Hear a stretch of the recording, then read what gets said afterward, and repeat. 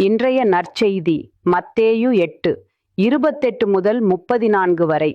இயேசு கதரேனர் வாழ்ந்த பகுதிக்கு வந்தபோது பேய் பிடித்த இருவர் கல்லறைகளிலிருந்து வெளியேறி அவருக்கு எதிரே வந்து கொண்டிருந்தனர்.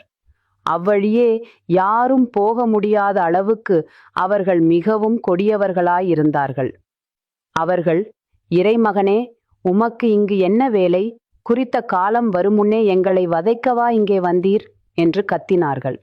அவர்களிடமிருந்து சற்று தொலையில் பன்றிகள் பெருங்கூட்டமாய் மேய்ந்து கொண்டிருந்தன.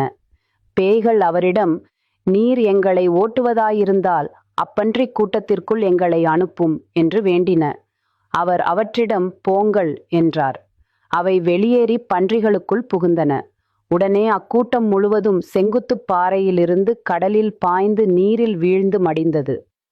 இதைக் கண்டவர்கள் நகருக்குள் சென்று நடந்த அனைத்தையுமே அறிவித்தார்கள். உடனே நகரினர் அனைவரும் இயேசுவுக்கு எதிர்கொண்டு வந்து அவரைக் கண்டு தங்கள் பகுதியை விட்டு அகலுமாறு வேண்டிக் கொண்டனர்.